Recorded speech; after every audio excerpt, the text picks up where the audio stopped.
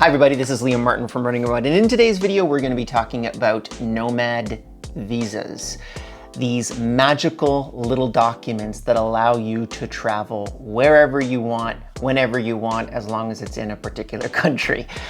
Nomad visas have been a kind of a dream for a lot of location independent workers and entrepreneurs for a very, very long time. And if you didn't have a really good passport, like a US passport, Canadian passport, pretty much any other passport that's kind of like a G20 country, you really couldn't actually get into a lot of these countries. There were a lot of restrictions that were placed upon you. So now with this crazy pandemic situation, a lot of countries are now recognizing, man, there's absolutely no tourism coming to my country and we've got a big problem. We've got to attract longer term tourists that are going to stay here for an extended amount of time.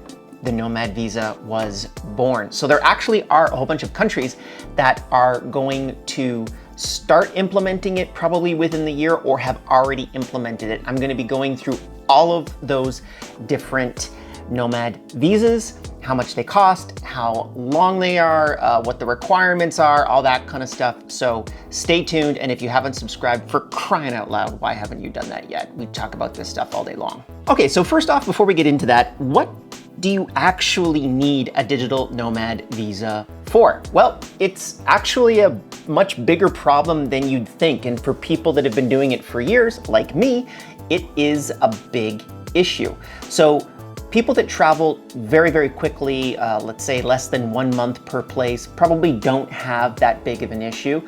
But most digital nomads, after like the first 6 months, they really want to slow down and spend 6 months, a year in a particular location. And that's effectively impossible with the current visa program that is currently in place for most countries.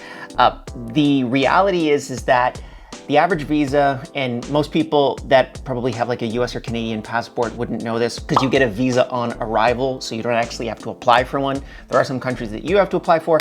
Just talk to your local embassy to be able to figure out which countries you need to apply for and which ones you don't need to apply for. But on average, they're about 30 to 90 days. So that's a tourist visa. So you can just literally walk in, they say, yeah, cha-chunk, they stamp your passport and boom, you got 30 to 90 days to hang out in that particular country. So we need something longer than that because a lot of us are going to be staying for 6 months to a year. The other thing is that there's a lot of legal implications for this. And this is something that we're going to get into very, very soon with the amount of workers that have been freed from space and time and can now travel the world after the pandemic is over. If you work more than 6 months in a country, as an example, there are a lot of countries that say, well, you are now a tax resident of that particular country, and you have to pay your income taxes to the country that you worked inside of, not where your employer said that you were working. There's kind of like a don't ask, don't tell system for a lot of workers that work remotely and travel, location independent workers, where they'll just say, hey, you know what? We're just gonna say that you operate out of the United States and you work out of the United States. Is that cool with you? And the nomad says, yeah, sure, that's cool. And then you say, great, don't tell me anything else. And the nomad says, cool, no worries, bro. So what nomad visas offer you is a legal way to be able to continue to work inside of that country and keep the popo off your back because they will come after you.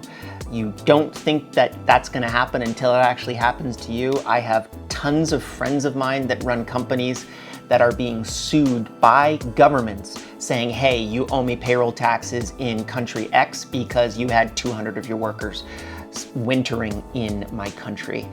Big problem, need to solve it. The other thing is, once 2021 really rolls around, and I'd probably say by like Q3 of 2021, after the pandemic is over, a lot of people are gonna wanna start traveling.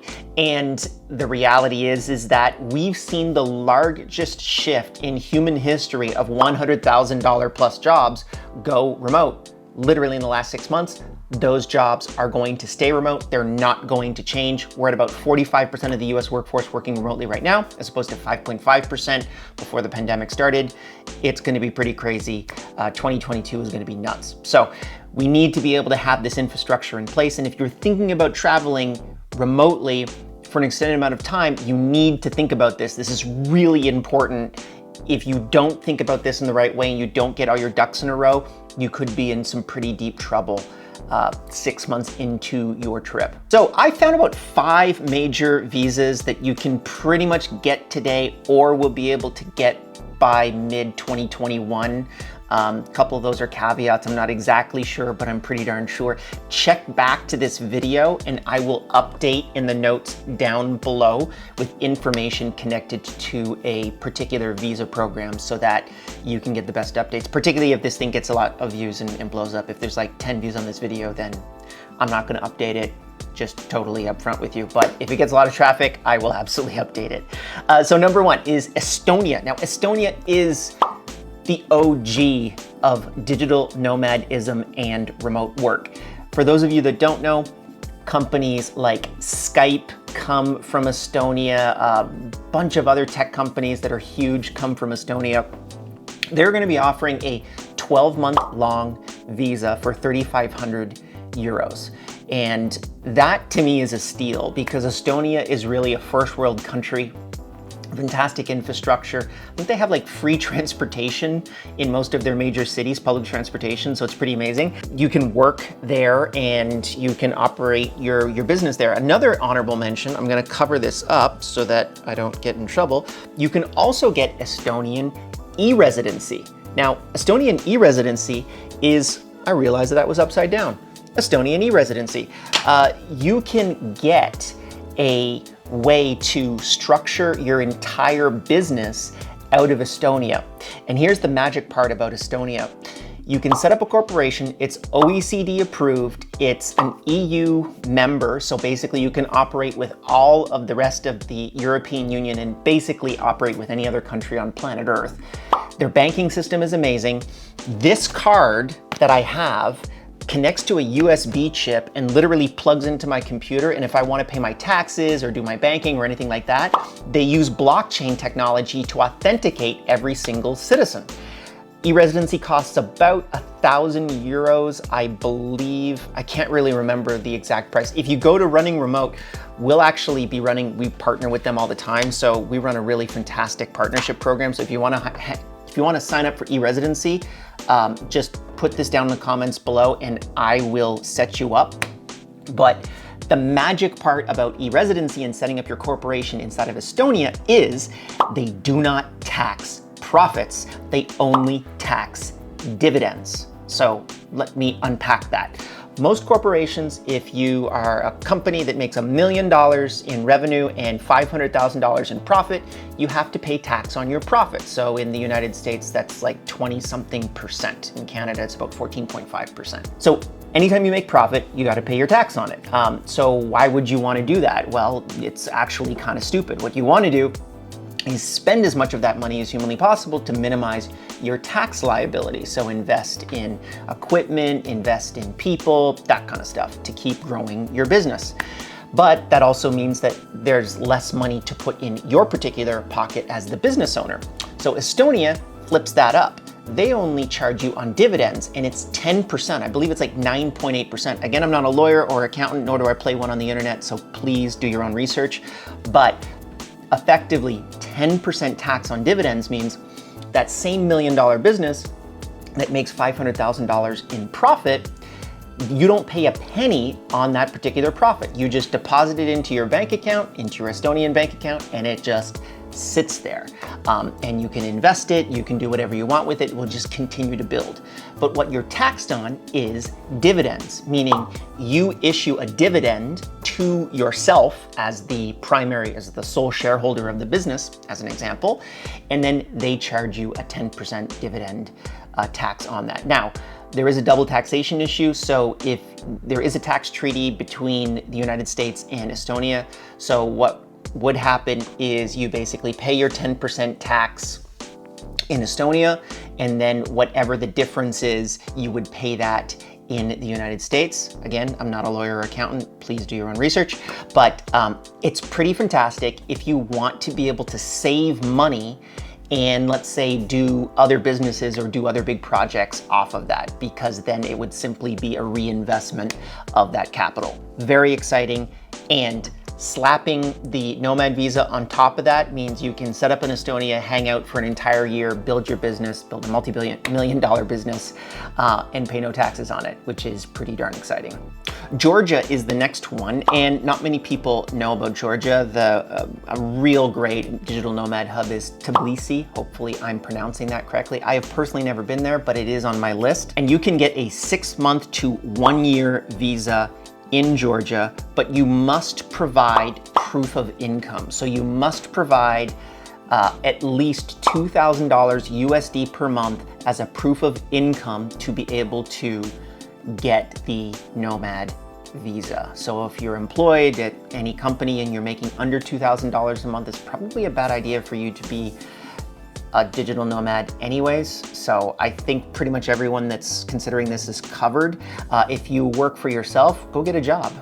It's gonna be a lot easier to be able to get inside of these types of countries. But you gotta have at least $2,000 a month income sources, and you've got to be able to prove that. I'm presupposing for probably 6 months to a year or something like that. They weren't too specific. There was no cost that I was able to find out on this particular visa, but you know, Georgia is way cheaper than Estonia, and it's supposedly pretty awesome. So you might want to check that one out in your research in comparison to Estonia. The third one is Barbados, and that is the one that you would go to if you just want to kind of hang out by the beach for a year. So it's a 12-month stay.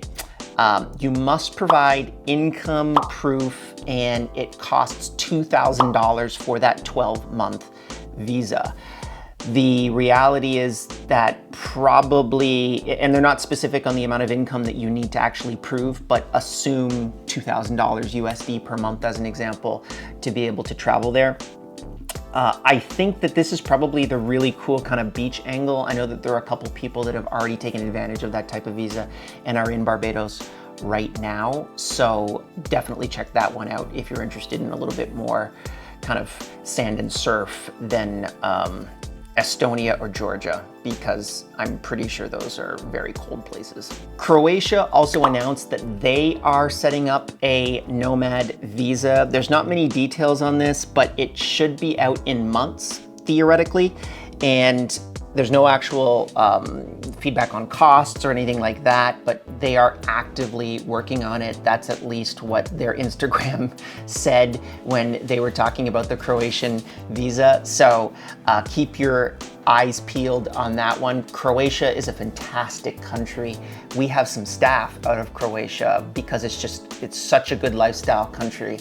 And it's like a European-esque type of country, but not on a European budget, but it is a European country. So that's Croatia, go check it out. Also, Indonesia has been talking about a nomad visa, and this would be a bomb going off in, I think, the nomad community, because it is absolutely a top 3 destination for digital nomads. Almost everyone that I know that's been a digital nomad for like more than 2 years has spent at least some time in Bali. And they're currently talking to the government. They're getting like 2,000 signatures to be able to really formally bring it to the government. And I think they have to get it not only from locals, but from actual international business owners and entrepreneurs as well.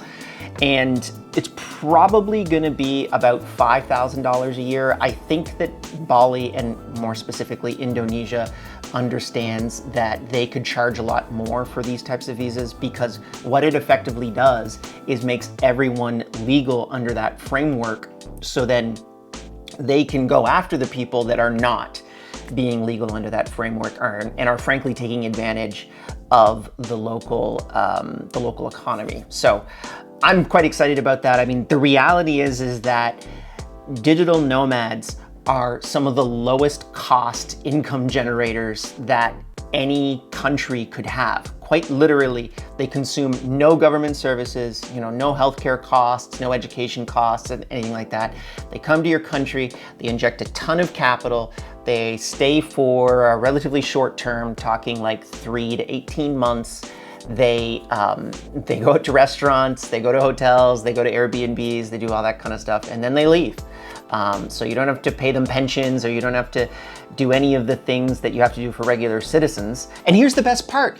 These people, these digital nomads, literally pay thousands of dollars per year as a visa just to be able to stay inside of that country. It is an amazing deal.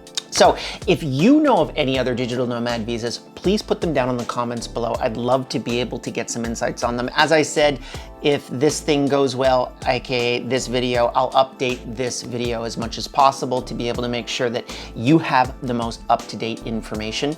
And if you have any other questions, please put them down in the comments below. And if you have even more questions than that, you should probably subscribe to this YouTube channel. I found out that 70% of the people that come to these videos have not subscribed. That's ridiculous. So the people, aka the marketing department, has told me that I need to tell people to subscribe in every single video like 2 or 3 times. So this is me officially telling you, subscribe to this YouTube channel. We talk about this stuff all day long.